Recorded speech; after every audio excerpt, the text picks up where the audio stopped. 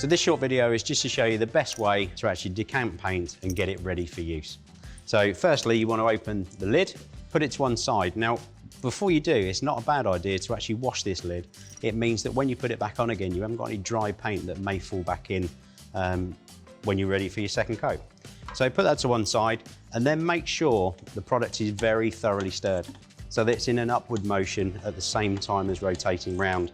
So you're not trying to whip it up. All you're trying to do is just make sure the bottom joints with the top and vice versa.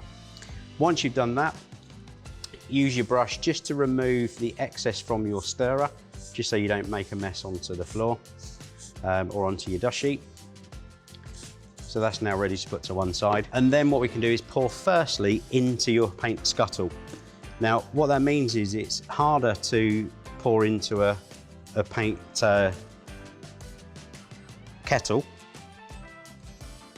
with a full tin. So it's always best to try and do that first into your larger tub first, and then into your smaller one afterwards. Then you're ready to get your brush and roller ready to paint.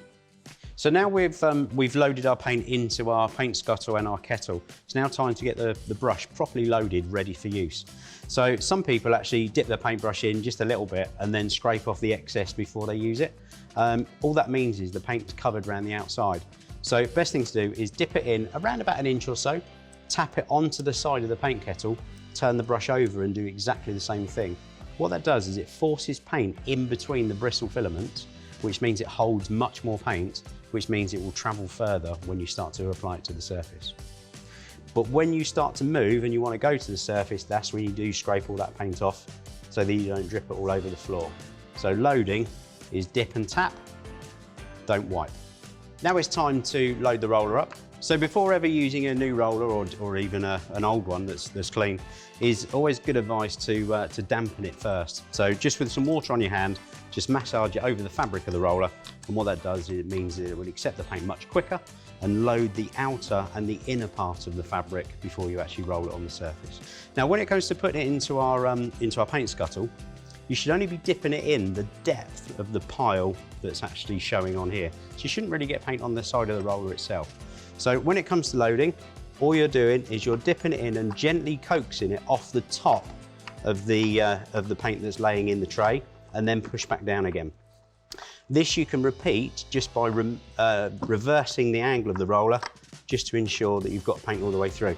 Now once that's on, it means that paint won't drip off, but it's suitable to roll your first metre onto the wall before you reload and carry on to do the remainder of the job.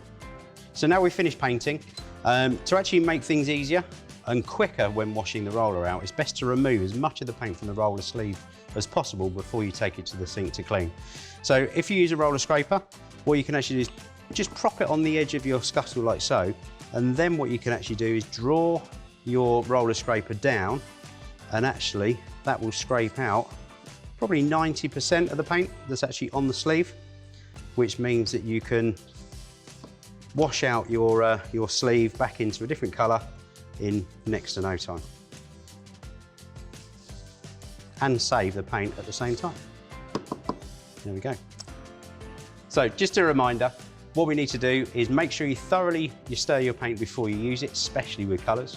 Then decant it into your paint scuttle first, then into your paint kettle. You can then thin it down if you needed to, according to the surface that you're going to be applying to. Load your brush properly, load your roller properly, and don't forget, scrape out as much paint at the end, it makes it easier to clean.